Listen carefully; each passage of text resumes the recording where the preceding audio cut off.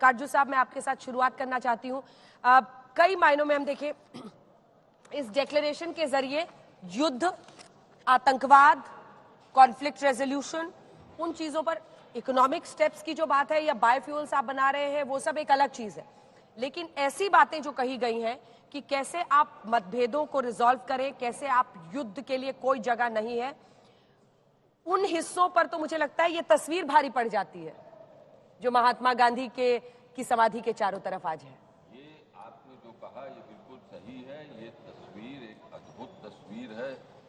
इस तस्वीर मुझे लगता है कि हर देश के नेता को अपने दफ्तर में रखनी चाहिए, ये याद दिलाने के लिए कि शांति का रास्ता ही, सहयोग का रास्ता ही दुनिया को आगे बढ़ा सकता है। लेकिन इसके साथ साथ एक मैं आपसे इजाजत चाहूंगा ये कहने की कि मेरा जीवन तो राजनय में बीता है, कूटनीति में बीता है, और अब उससे जो मैंने सबक हासिल किया वो ये कि अंत में नेता जो है वो अपने देशों के हितों की तरफ देखता है कि किस तरह अपने देश के हित को आगे बढ़ाए। हाँ।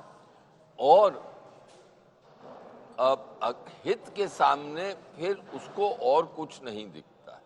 अब हमारी कल जो सफलता हुई है, एक डिक्लेरेशन जो दिल्ली डिक्लेरेशन पास करवाने में, वो राजनयिक सफलता बहुत ही बड़ी है।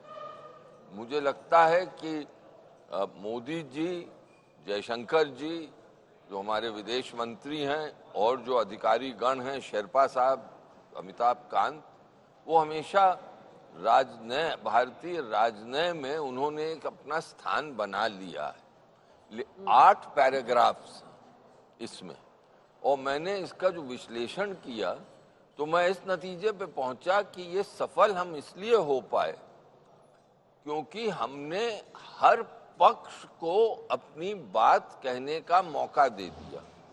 तो इन 8 पैराज में हर पक्ष जो है, चाहे चीन हो चाहे अमेरिका हो, हाँ। लेकिन एक चीज का ध्यान रखा, मुझे लगता है हमने उसमें उनको परसुएट किया कि भाषा जो है वो कठोर नहीं हो, आप एक्सट्रीम पोजीशन नहीं लें अपनी भाषा में, और अगर हम भाषा को संतुलित करें तो फिर आप इन 8 पैराज में उन सेक्शंस को उजागर कर सकते हैं जो आप जिनसे सहमत हैं और जो आपका पक्ष है। और बिल्कुल राजनय का कि यही मांग होती है कि एक ऐसा दस्तावेज बनाया जाए, ऐसा डॉक्यूमेंट बनाया जाए जिसका जो सब अपने डिफरेंट ऑडियंसेस को कर पाए, इंटरप्रेट इस तरह करें कि भाई ये हमारी जो मान्यताएं हैं, जो हमारी हित हैं, वो इसमें हैं। और भारत ने इसमें एकदम अलग कहानी लिखी है। एज ए डिप्लोमेट आप इसे कैसे देखते हैं? क्योंकि मैं भी अब, जैसे श्वेता ने बताया, हम लोग देख रहे हैं न्यूयॉर्क टाइम्स हो, अलग अलग अखबार हो, उनकी हेडलाइंस यही कह रही हैं कि G20 summit leaders agree on aid agenda, soften stance on Ukraine war. लेकिन जो पहली लाइन है वो यही है कि G20 leaders reached consensus earlier then expected. मैं इसी पर आपको यही लग रहा था? स्पेक्यूलेशन, स्केप्टिसिज्म इतना हो रहा था कि नहीं हो पाएगा, इंडिया नहीं करेगा, और यही चीन की भी पेट में दर्द था। और मेस्टन साहब ने तो बहुत सारी लाइंस अंडरलाइन भी की हैं, तो हम लोग सोच रहे हैं अंडरलाइन वाली कॉपी हमें भेजना है, किसको? जस्टिन ट्रूडो को, ली कैंग को, किसका? बताएं जरा। जी नहीं, आप बिल्कुल ठीक कह रहे हैं। देखिए पूरी दुनिया में, और मैं समझता हूँ भारत में भी, ये बहुत था जो ये डिक्लेरेशन तो हो नहीं पाएगा क्योंकि सभी ने जो स्टेटमेंट्स की थी, आपने सुना होगा, ऋषि सुनाक जब यहाँ पर पहुँचे थे उन्होंने कहा मेरा बिल्कुल मुद्दा है जो यूक्रेन के बारे में हम बहुत सख्ती से बोलेंगे। जब सर्गेई लावरोव साहब वहाँ से आए, रूस से आए, उन्होंने अपनी रेड लाइंस वहाँ पर ड्रॉ कर दी थी जो हम यूक्रेन के बारे में कोई उसमें पैराग्राफ नहीं है एक्सेप्ट करेंगे क्योंकि G20 का तो मैंडेट ही नहीं है इसके बारे में बात करने का। तो इसीलिए सबकी जो थी रेड लाइंस ड्रॉन थी और इसीलिए सब समझ रहे थे जो इसके ऊपर तो कोई हल निकल ही नहीं सकता है। मैं ये समझता हूं, और देखिए हमने बहुत विवेक ने, मैंने बहुत ऐसी इंटरनेशनल नेगोशिएशंस में पार्टिसिपेट किया है, हिस्सा लिया है। उसमें देखिए हमेशा यही होता था, जो आखिरी वक्त तक जिसे कहा जाता था वी स्टॉप द क्लॉक, क्योंकि आप आखिरी जो नतीजा है वो नहीं निकल पाता है। तो आप कहते टीचर हैं, सामने खड़ी है, वो पेपर मांग रही है, हाँ, आप कहते और आप हैं, कह रहे हैं बाकी बच्चों का ले लो, मुझे एक दो लाइन और लिखनी है। नहीं, मुझे एक दो लाइन नहीं लिखनी है अंजना जी, मुझे लिखनी है अभी आगे 8 घंटे और चाहिए, मुझे दीजिए, मैं बात करूंगा। तो जो भी ये वाले वो हुए हैं, ये हमेशा उसमें ऐसा रहा है। परंतु ये पहली बार है जो लोगों ने सोचा था जो कभी हो नहीं सकता है वो किया, और उसको समय से पहले कर दिया है। और ये केवल देखिए, जो जितना चाह कर भी सीने पर कितने पत्थर लिखकर उन सबको मानना पड़ रहा है कि जितना अनुमान नहीं था उससे पहले कर दिया, और दूसरा अर्लियर देन एक्सपेक्टेड। इतना ज्यादा संदेह और अटकलें, कयासबाजी लगाई जा रही थी इसको लेकर कि कभी ऐसा हो ही नहीं सकता है। वो पहले दिन ही शाम में हो गया। 2 लाइन आप बोल रहे, उसके बाद मैं आ रही हूँ जी। और उसके बाद जो हमने किया है, मैं समझता हूँ यूक्रेन के बारे में जो 8 ये लाइनें हैं, पैराग्राफ हैं, वो ज्यादातर मेरे विचार से भारत की पोजीशन को रिफ्लेक्ट करता है। बिल्कुल। और अगर आप उसमें देखें, किसी को हमने क्रिटिसाइज नहीं किया है। हमने जो बात कहते रहे हैं, through dialogue and diplomacy, UN principles, UN charter, कोई अग्रेशन नहीं करेगा, वो सभी कुछ उसमें लिखा गया है। और मैं समझता हूं इसी वजह से हम दोनों तरफ को पाट पाए हैं। उसके साथ साथ देखिए, ये तो जियोपॉलिटिकल इशू है जो कि G20 के उसमें मैंडेट में इतना नहीं आता है, परंतु जो मैंडेट में आता है, चाहे हम बात करें क्लाइमेट चेंज की, जिसके ऊपर भी बहुत घमासान हो रहा था, चाहे हम बात करें कर्ज की, डेट की, उसके ऊपर भी बहुत ज्यादा घमासान हो रहा था, चीन मानेगा नहीं मानेगा वगैरह वगैरह, बहुत सारी ऐसी अटकलें लगाई जा रही थी। चाहे हम और बातचीत करें, जैसे प्रधानमंत्री ने कहा हमको ह्यूमन सेंट्रिक ग्लोबलाइजेशन की जरूरत है, हमें जीडीपी सेंट्रिक ग्लोबलाइजेशन की जरूरत नहीं है, उस सबको बीच में लाना।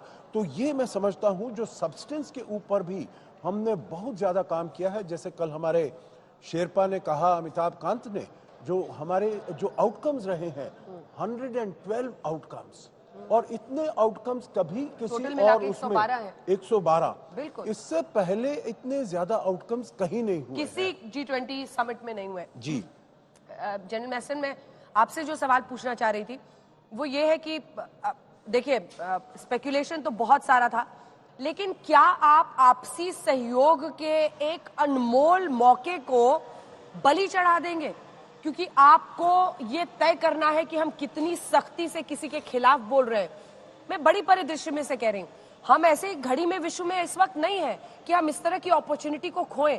आपके पास कितनी आर्थिक संभावनाएं बढ़ती हैं आपसी सहयोग से। इसीलिए तो ये मंच बनाना 2008 के बाद, अगर रेगुलर बैठकें G20 समिट की शुरू हुई 2008 के आर्थिक संकट के बाद ही इसकी शुरुआत हुई।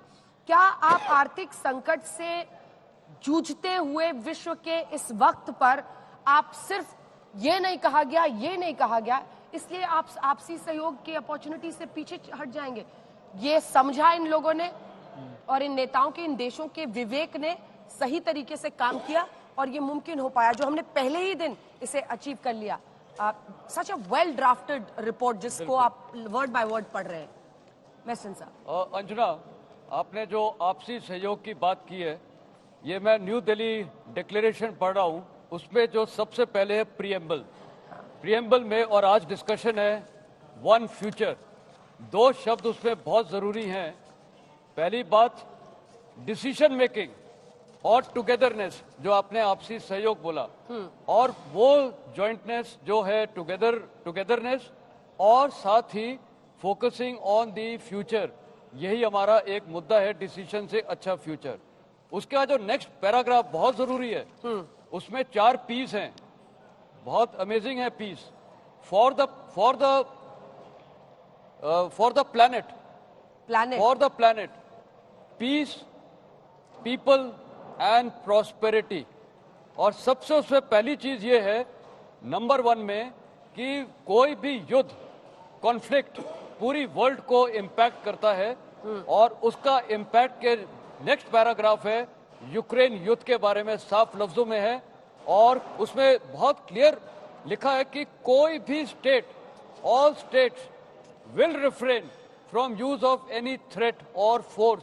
यूक्रेन का पहला मेंशन यहीं पर आता है, ये प्रियम्बल में ही है, जो second paragraph for planet people peace and prosperity में, बिल्कुल, और यूक्रेन यहीं से शुरू हो जाता है। वही मैं बता रहा हूं कि उसमें आया है और उसमें ये लिखा all states will refrain from threat and use of force. तो ये रशिया के लिए भी लागू है, नाम नहीं लिया है।